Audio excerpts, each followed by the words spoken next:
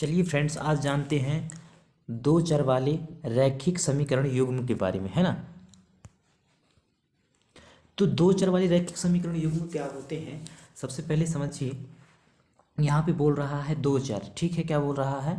दो चर बोल रहा है, ठीक है। तो चर का मतलब होता है ए से लेकर जेड तक सभी वर्णमाला को हम क्या बोलते हैं? अंग्रेजी वर्णमाला को चर बोलते हैं। तो जो भी समीकरण बनेगा, ठीक है, क्या बनेगा? समीकरण बनेगा। तो वह समीकरण में दो चर होंगे, यानी एक x होगा और एक y होगा, ठीक है। और इनका घात जो है कितना होगा? एक होगा। इन दोनों का घात, x का घात भी एक होगा और y का घात भी एक होगा। अब दो चर बोल रहा है तो एक चर x कहलाएगा और एक चर y कहलाएगा। इस तरह से चरों की संख्या कितनी हो गई? दो हो गई। तो दो चर तो समझ गए आप। अब यहाँ बोल रहा है रैखिक समीकरण युग्म, यानी रैखिक समीकरण उसको कहते हैं जिसका चरों का घात एक हो। तो मैं यहाँ पे पहले ही बता दिया हूँ कि x का घात एक होगा और y का घात भी एक होगा। और a से लेकर, कहाँ से? a से लेकर z तक के अंग्रेजी वर्णमाला को हम बोलते हैं चर या चरपद या चर राशि। तो इस तरह से ये हो गया चर। दो चर बोल रहा है तो एक x होगा और एक y होगा, ठीक है। अब हम देख, यहाँ पे बोल रहा है रैखिक समीकरण युग्म, ठीक है।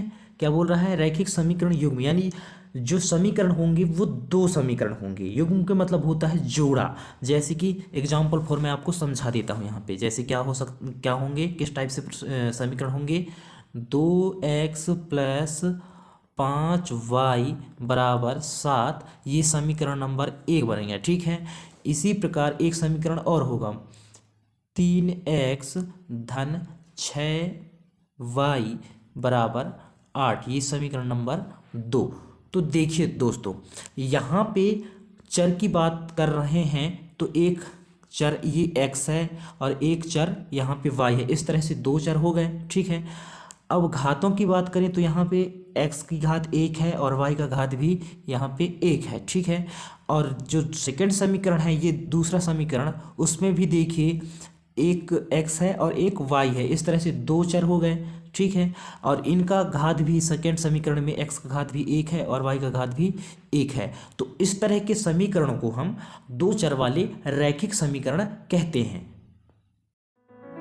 Welcome friends, my YouTube channel Prakash Yadav study centre.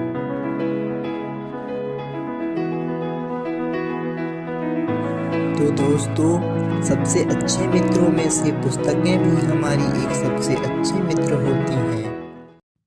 तो फ्रेंड्स, दो चर वाले रैखिक समीकरण युग्म का जो व्यापक रूप होता है वो होता है a1x plus b1 y plus c1 बराबर 0 और a2x plus b2 y plus c2 बराबर होता है 0।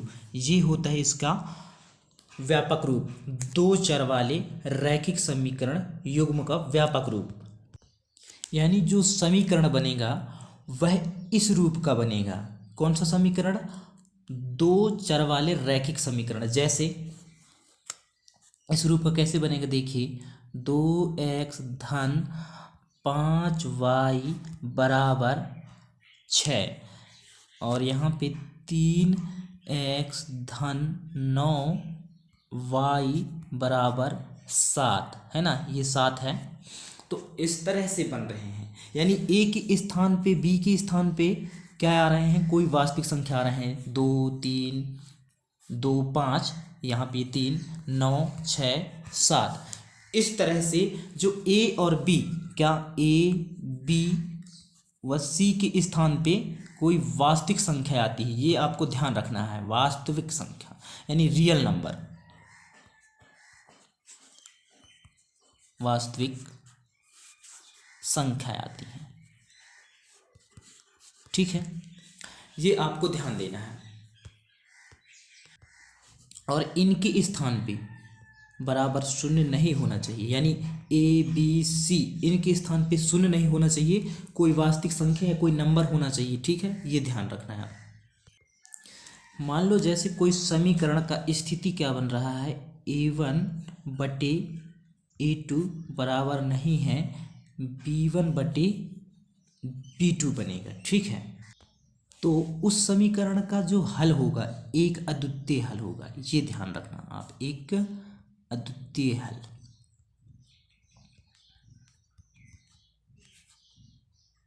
एक अद्वितीय हल होगा। और रेखाएं की बात करें तो प्रतिच्छेदी रेखा होगी, यानी कि एक दूसरे को विभाजित करने वाली रेखा या प्रतिच्छेद रेखा कहते हैं, प्रतिच्छेद रेखाएं। यानी जब किसी समीकरण का कंडीशन क्या रहेगा या स्थिति रहेगा क्या, A1/A2 बराबर नहीं है B1/B2, तब कौन सा हल होगा, एक अद्वितीय हल होगा। और रेखा की बात करें तो वह रेखा एक प्रतिच्छेदी रेखा कहलाएगा। ठीक है, तो दोस्तों इस तरह से किसी रैखिक समीकरण युग्म का स्थिति जब A1/A2 बराबर नहीं रहेगा B1/B2, तो हल की बात करें तो एक अद्वितीय हल होगा। रेखा की बात करें तो प्रतिच्छेदी रेखा होगा।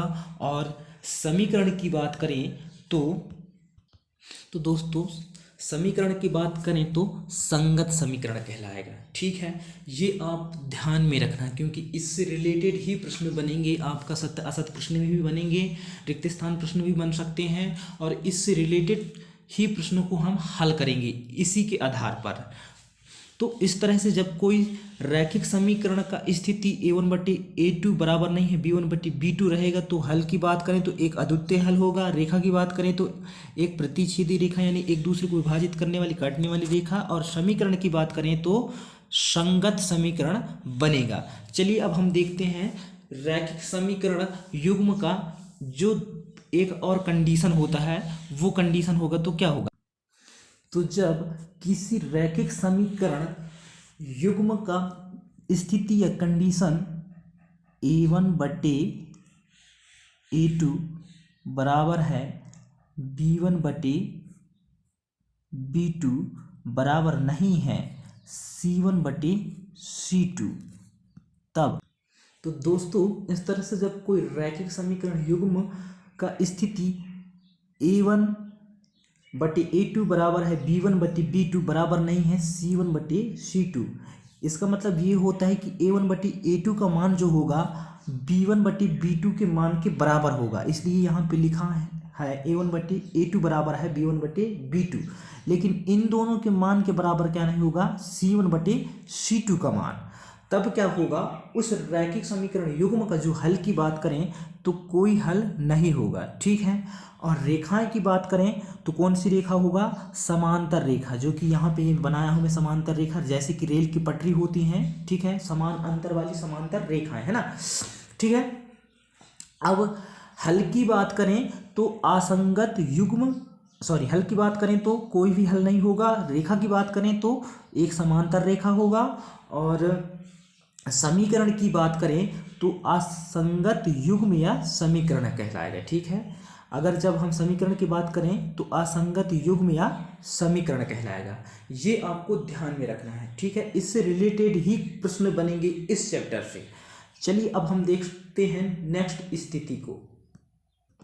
तो दोस्तों जैसे कोई समीकरण का स्थिति अगर A1/A2 बराबर है B1/B2 बराबर है C1/C2, है ना, यानी तीनों मान जो क्या है बराबर होगा, A1/A2 का मान, B1/B2 का मान और C1/C2 का मान। अगर तीनों का मान बराबर होगा तो हल की बात करें तो अनेक हल होंगे। ठीक है, कौन से हल होंगे, अनेक, अनंत रूप से। ठीक है, और रेखाएं की बात करें तो संपाती रेखा होगा। संपाती रेखा, यहाँ पे एक रेखा ये खींच दिया हूँ, इसके ऊपर एक रेखा और जाएगी, तो इस तरह से ये रेखा को हम संपाती रेखा कहते हैं। जैसे कि यहाँ पे मैं एक रेखा खींच के बताता हूँ, ये हमारा एक रेखा चला गया, इस रेखा के ऊपर हम एक रेखा और खींचेंगे तो ये कहलाती है हमारी संपाती रेखा। तो इस तरह से रेखाएं की बात करें, जब तीनों का मान बराबर होगा तो संपाती रेखा होगा। और हम जब समीकरण की बात करें तो आश्रित युग्म कहलाएगा, आश्रित युग्म या आश्रित समीकरण कहलाएगा। तो इस तरह से जो भी हम पढ़े हैं उन बातों को ध्यान में रखिए। चलिए एक बात और बता दूं, जब किसी समीकरण का एक अद्वितीय हल होगा, कौन सा हल, एक अद्वितीय हल होगा, ठीक है, तो एक सूत्र लगेगा। वह सूत्र क्या है यहाँ पे आपको मैं बता रहा हूँ। तो दोस्तों जब किसी समीकरण का एक अद्वितीय हल होगा, ठीक है, क्या होगा, ठीक है, क्या होगा, एक अद्वितीय हल होगा, एक अद्वितीय हल होगा। तो अद्वितीय हल कब होगा वो भी मैं आपको बताया हूँ, कब होगा, जब a1/a2 बराबर नहीं रहेगा b1/b2। इस स्थिति में समीकरण का एक अद्वितीय हल होगा। तो जब एक अद्वितीय हल होगा तो ये वाला आपको सूत्र लगाना होगा, इसलिए